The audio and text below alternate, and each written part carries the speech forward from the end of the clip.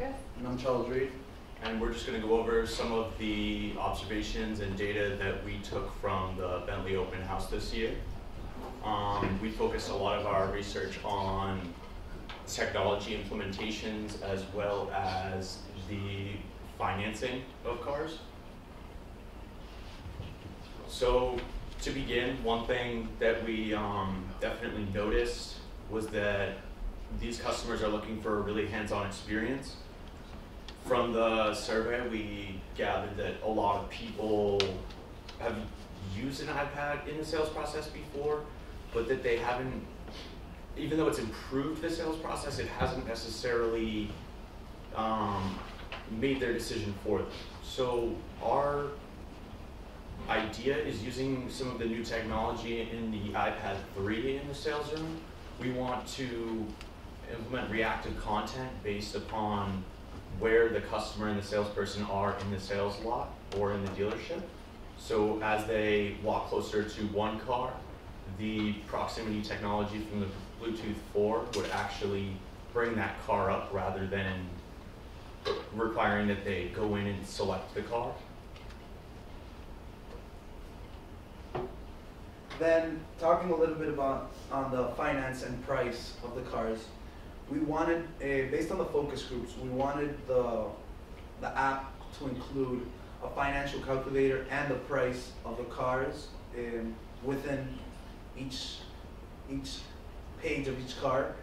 Because even though in the sales process that Mr. Shaker was talking to us about, the salesperson takes you and asks a couple questions to see what your budget is, we personally thought that this is not necessarily true, because someone can have probably a couple $1,000s saved up which they could spend on a car, and that could automatically change. And during the process, while the customer is using the app, they could probably add a couple features and customize a little bit the car, and those apps might be intriguing to them and they might be willing to spend a little bit more, and by having a calculator they might be able to adjust their decision and maybe change to get a car that is a little bit more expensive, but it's what they really want.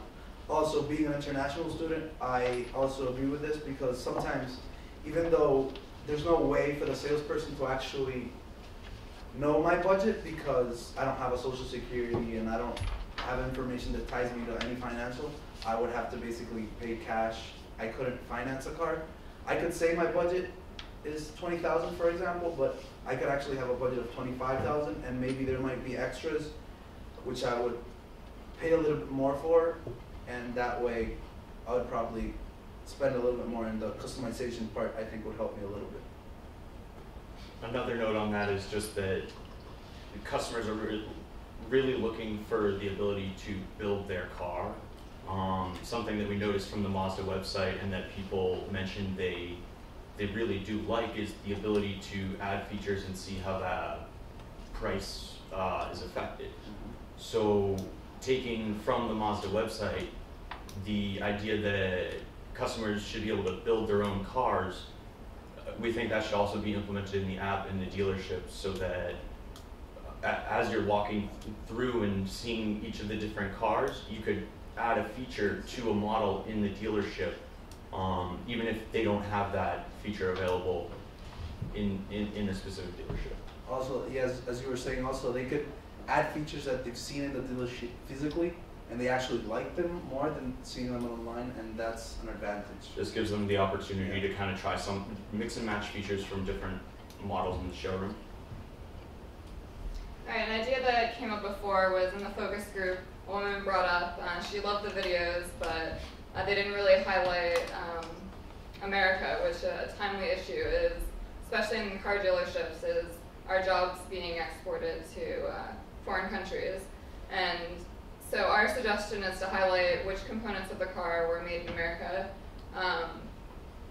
So which components were constructed by American workers for foreign cars. And also I know there's some manufacturing plants in the US, so if you could highlight where those plants were in the app as well, I think it'd be really beneficial for the consumers. So another I guess, idea that we have that kind of came from the open house, because we were standing and modeling Mazda cars outside. A lot of people observed the cars on our campus, and since they're not usually there, they weren't really sure what to expect, why they were there. Asking questions about the car, we realized that people, they want to see more than what's on the outside. So a common question from a customer might be, can I pop the hood? And for the salesperson, the answer should always be, go right ahead and take a look. Since we're trying to figure out how we can better integrate the iPad into the sales process, we wanted to make it more hands-on and really let people see inside the car. So using some augmented reality technology,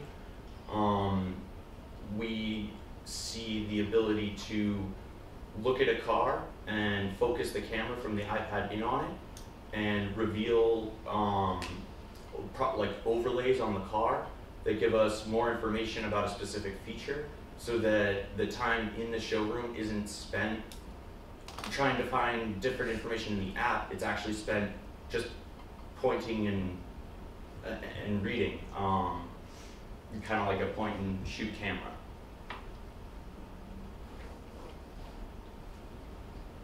So another idea we had is that there's a lot of information that we collected from the survey focus group, and it's hard to kind of relay all that information to you.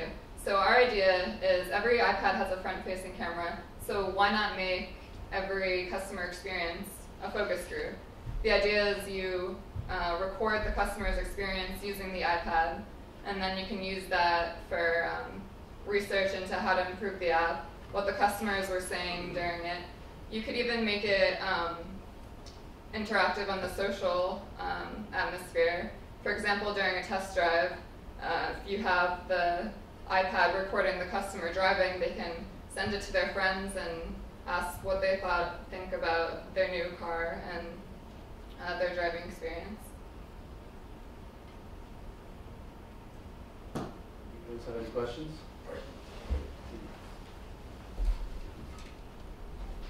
All right, Lawrence, we're ready for questions.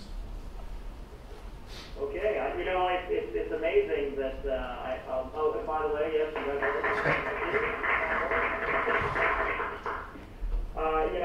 it's amazing. I don't know what to make of it. Three groups have all presented something about the fear of exporting jobs. I'm not sure if that's a statement in Mitt Romney's home state. I don't know. I'm not sure where that goes. But no, thanks for that. Interesting stuff. Any questions, guys? Yeah, I was going to say that. I think my question, or where my mind is less specific to this presentation, which I think very well done. Interesting that we're starting to see some common themes or outputs. For example, the local idea about the videos, or more about the U.S. per se. I think, and this is probably more towards the recap, but it's coming out of the university, or the open house, in which guys actually get into the dealership environment.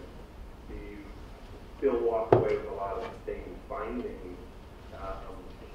So, for example, the thing that we talked about with the kiosk, how do you see customers interacting with the same type of deal about the crowded showroom? Customers want some flexibility, more like an Apple showroom. The pricing, how used, when you're actually in dealership, knowing that many of these customers have spent 11 hours doing the research, have they really narrowed down and been able to price the vehicle online? How does that interaction work? So more the curiosity to see what's next that I'm really looking forward to.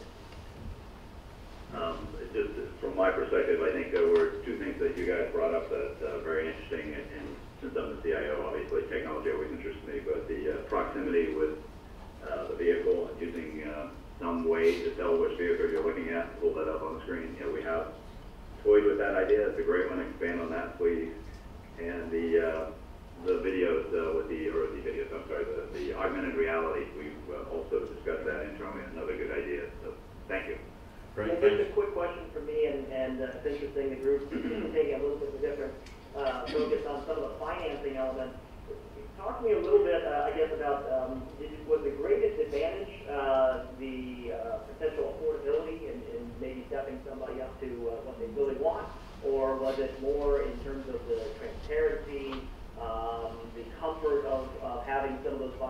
options presented in that medium on the iPad. Can you talk to me a little bit more about the financing recommendation? Basically, our goal was to have on each page of each car have a financial calculator, because as Mr. Shaker was talking to us, we wanted the iPad was going to be given to the customer while they're waiting for the car to be picked up at the lot, which is an average of 7 to 10 minutes. That's what it takes for a salesperson to get the car. So basically, what I was saying, if they have the car in front of them and they have a financial calculator and they seen a feature inside the showroom of a car that they wanted, they could automatically add it and see if the price increased, to see how much their payment was going to increase by, and that would say if the customization is attractive or not. If they added a feature that's $1,000 and they divide it in a 3-year payment, they're probably not going to. Their increase is not going to increase. Their payment is not going to increase by that much, but they're taking a car that is a little bit more expensive and actually something that they're going to be more happy with. So the value that you saw was really in being able to show the customer how that deal comes together by adding on, so they can literally see it happening in front of them and they can see what maybe small additions there are to their own. Exactly, because maybe at their house, on the website, on the Mazda website, they built a car that they actually liked, but when they actually get to the dealer and they saw a new feature, they could actually add a new feature and see how the price changes and what their payment is. And then that would actually work also for the international market. Like in Boston, for example, we have a lot of students that come from all around the world, and that's something that would really help them, because it's something that changes the aspect of how much they're going to pay, and at the end of it, we think that everything is price. Great, guys. Okay, thanks very much. Thank you. Thanks. Okay, Lawrence, one more team. I'm going to mute you at this end, and